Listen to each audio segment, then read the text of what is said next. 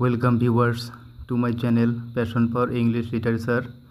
Viewers, now I am going to describe a short question that is taken from the tragedy Dr. Faustus, written by Christopher Marlowe. Viewers, the question is very important and is frequently said in the exam paper. Viewers, those who have not subscribed to my channel are requested to do so, and thank those who have already subscribed. Let's get started. Viewers, I am going to tell the question. Why does Marlowe indirectly compare Dr. Faustus to Icarus? যে Christopher Marlowe কেন পরোক্ষভাবে doctor ফস্টাসকে ইকারাসের সঙ্গে তুলনা করেছেন? তো ডিডেলাস want his son, ডিডেলাস তার পুত্রকে সতর্ক করে দিয়েছিলেন।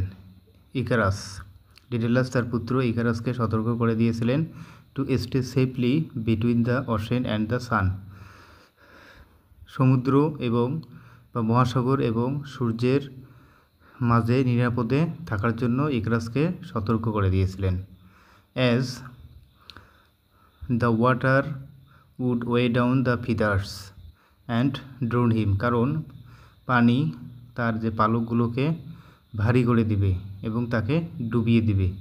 ওয়াইল্ড, অপরদিকে the sun would melt the wax, অপরদিকে সূর্য তার যে মোমগুলো আছে সেই মোমগুলোকে গলিয়ে দিবে। অর্থাৎ ডিডেলাস এবং তার পুত্র ইকারাস তারা হলো পালাতে ধরছিল, সেই পালাতে গিয়ে তারা হলো এক ধরনের পাখা আবিষ্কার করে।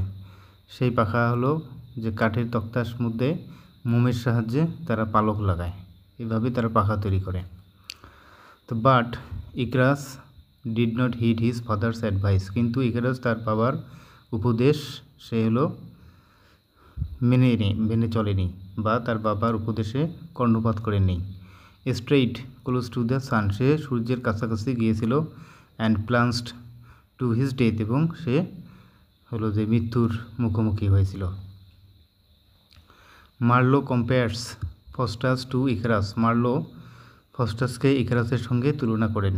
Because Faustus too foolishly rejects the safe middle ground, কারণ ফস্টাসও বোকার মতো সে হচ্ছে এই নিরাপদ মধ্যভূমি সে প্রত্যাখ্যান করেন।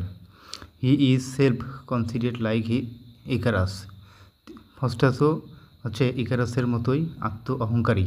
As Icarus flew higher and higher with his waxen feathers, যেমন করে ইকারাস সে হচ্ছে তার মোমের পালকের সাহায্যে উপরে উঠতেই থাকেন।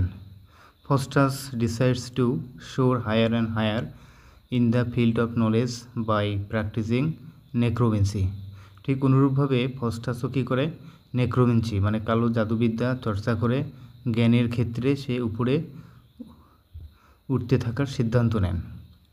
হি ইজ ইনঅর্ডিনেটলি অ্যাম্বিশাস, তিনি ভীষণভাবেই উচ্চাকাঙ্ক্ষী। He is not satisfied with the traditional branches of knowledge, তিনি জ্ঞানের যে প্রথাগত বা ঐতিহ্যবাহী যে শাখাগুলি আছে সেই শাখাগুলিতে তিনি সন্তুষ্ট নন।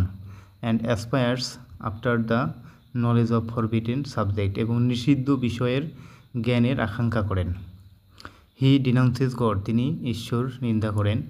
Blasphemous the Trinity and Christian doctrine, এবং তিনি ট্রিনিটি অর্থাৎ ফাদার সান অ্যান্ড গড এই তিনজনকে একত্রে ট্রিনিটি মানা হয়, সেই ট্রিনিটি এবং যে খ্রিস্টান মতবাদ সেটাকে তিনি নিন্দা করেন। And sells his soul to the devil to gain a super human power and to live a life of voluptuousness of 24 years, তাহলে তিনি কী করেন অতি মানবীয় ক্ষমতা এবং ইন্দ্রিয় পরায়ণ যে জীবনযাপন 24 বছর করার জন্য তিনি তার আত্মা শয়তানের কাছে বিক্রি করে দেন।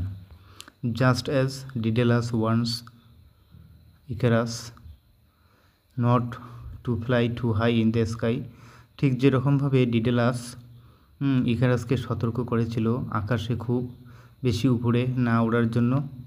The good angel urges Faustus to shun the black art of magic, ঠিক অনুরূপভাবে গুড অ্যাঞ্জেলও কী করছে এই কালো জাদুবিদ্যা পরিহার করার জন্য ফস্টাসকে অনুরোধ করেন। অ্যান্ড রিড দ্য স্ক্রিপচার্স, এবং ধর্মগ্রন্থ পড়ার জন্য অনুরোধ করেন। Icarus ignores his father's warning, Icarus কী করে, তার বাবার যে সতর্ক বার্তা সেটা উপেক্ষা করে।